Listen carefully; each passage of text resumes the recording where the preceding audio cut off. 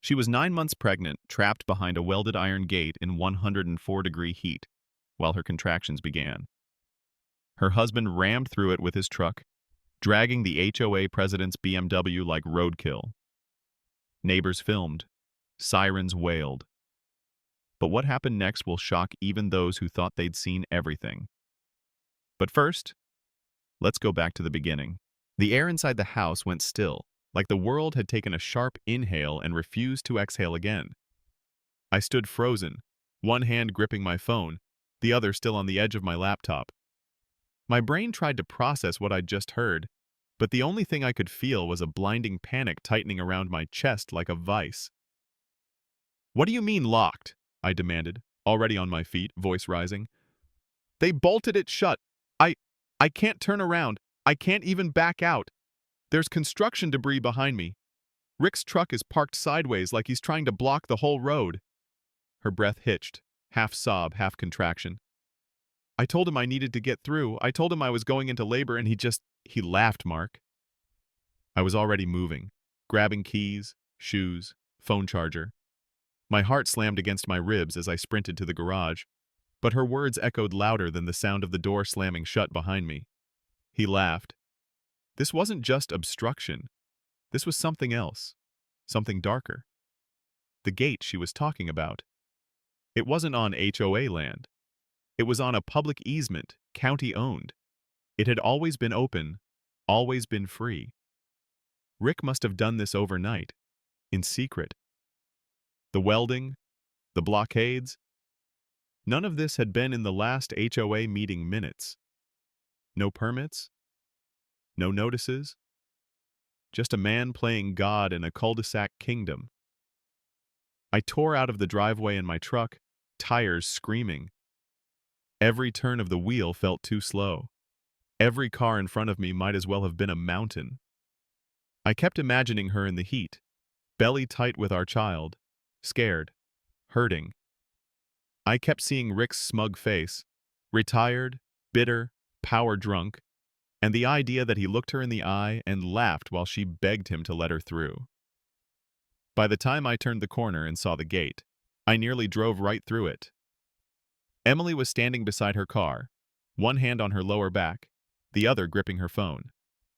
She looked pale, sweat soaking through her dress.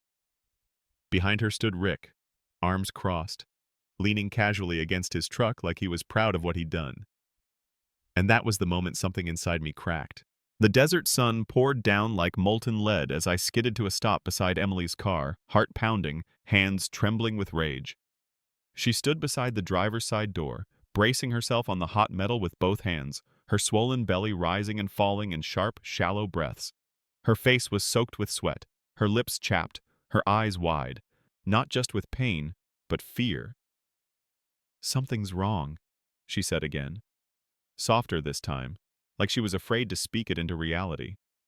I wrapped my arm around her, steadying her weight, scanning her face for any sign of how bad it really was.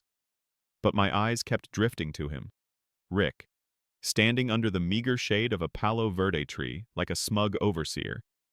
His arms were folded, legs crossed at the ankle, sunglasses perched on his face like this was just another neighborhood dispute over lawn lengths or garbage cans left out too long. "You did this," I spat. He didn't flinch. "This road is private now. It's HOA policy. Check the bylaws." I could hardly believe the sound of his voice. Calm, clipped, vaguely amused.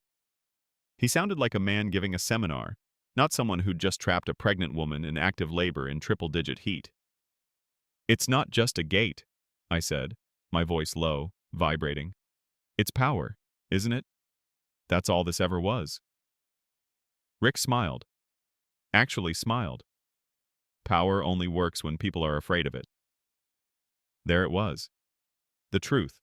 Raw and unvarnished. He wasn't protecting property. He wasn't enforcing bylaws. He was feeding something inside himself. Something small, bitter, and hungry. This gate wasn't a barrier. It was a throne. And we had dared to walk past it without bowing. I looked around. Windows were cracked open. Curtains shifted. I saw silhouettes of neighbors watching, Phones raised, but none of them stepped out. Not one. Fear? Apathy? Or worse, silent approval? I turned back to the gate. The chain was heavy-duty, looped tight through the iron slats. The welds were crude, but solid. There wasn't even a latch for emergency responders, just a rusted metal statement. You don't leave unless I say you can. Emily groaned beside me, clutching her stomach, her legs buckling. I caught her, barely. My hands clenched the hot steel of the gate until my knuckles went white. This wasn't about one man. This was a system that let him exist. And it was breaking something in me I didn't know could still break. The metal shriek still rang in my ears as we sped toward the hospital, Emily gripping the seatbelt with white-knuckled hands, her contractions pounding like war drums. But beneath the chaos, the rage still simmered.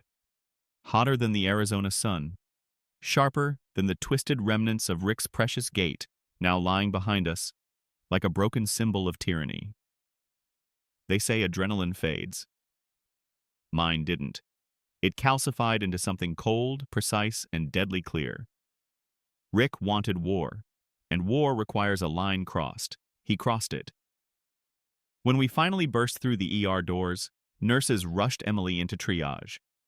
But as I stood alone in the fluorescent light, sweat drying on my back, the real weight settled in. Not the relief. Not yet. The fury. This wasn't a freak incident. It was premeditated cruelty, bureaucratic sadism. Rick had built that gate, welded it shut, parked his car in front like a final insult. He didn't just want control, he wanted compliance. And when he didn't get it, when a pregnant woman dared to put her health above his HOA commandments, he weaponized concrete and steel against her. I saw it in his eyes. That perverse satisfaction. The certainty that the rules protected him, not us. Well, those rules were ashes now, just like his gate, just like his car. I hadn't even planned to hit the BMW. But when I saw it, gleaming, smug, idle, I didn't brake. I didn't swerve. I let the truck's frame chew through it like a buzzsaw through bone. The sound it made, it wasn't just metal. It was the sound of a leash snapping, of chains hitting pavement. Let him sue. Let the board clutch their pearls and write their cease and desist letters. He wanted power? I showed him what power really looks like. Power doesn't come from HOA bylaws or padlocks. It comes from standing between your family and the people who would hurt them, and refusing to back down. As I stood outside the delivery room, covered in dust, sweat, and fury, I could hear Caleb's first cries behind the wall. Raw, unfiltered, alive. I closed my eyes and let the sound fill me. Not peace, not yet, but a reminder. You don't threaten my family, not with gates, not with rules, not with silence. Rick wanted war, and I had just declared it. The courtroom was packed, not with lawyers or media, not yet, but with neighbors, families, young parents, retirees who'd once voted for Rick without thinking twice. Now they came to watch him squirm in a suit 2 sizes too tight, with sweat blooming through the fabric like guilt made visible. Rick sat at the defendant's table, eyes sunken, lips pursed in the kind of forced composure people wear when their empire's collapsing brick by brick. I didn't look at him. I didn't need to. His power was gone the moment the gavel hit the wood and the court clerk read the words. Unlawful obstruction, misuse of HOA funds, reckless endangerment. We weren't just talking about a gate anymore. This wasn't about property lines or road closures. It was about abuse. About a man so blinded by his lust for order that he weaponized policy against people who trusted him.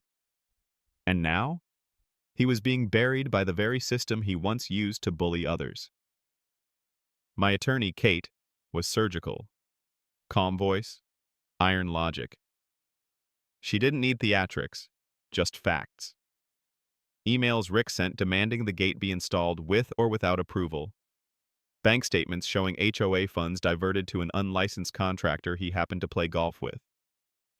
And that video. The ring cam footage where Rick cornered a young landscaper, jabbing a finger in his face while shouting, "This is private property. I'll have you deported if you touch that fence again." That footage cracked everything open. Local news picked it up. Then national outlets. The HOA board panicked and held an emergency vote. By the time we got to court, Rick wasn't just disgraced, he was radioactive. And as for my role in all this, the judge reviewed everything. The timeline, the heat, the medical urgency, the photos of the welded gate, the obstructed road, the scraped-up BMW. I stood when called, said my piece with steady breath. My wife was in labor. There was no other way through. The judge didn't hesitate. No charges, no restitution. Mr. Dalton, count yourself lucky you're not facing criminal negligence. That was the moment I exhaled. Not because I wanted revenge, though I'd be lying if I said it didn't feel good, but because for once, the system worked. Justice didn't tiptoe around red tape or HOA politics. It called a tyrant what he was and held him accountable. Rick slinked out of that courtroom alone. And I walked out with my head high, hand in Emily's, knowing this war wasn't just won, it was publicly won. Game on, Rick. You wanted a fight? You lost.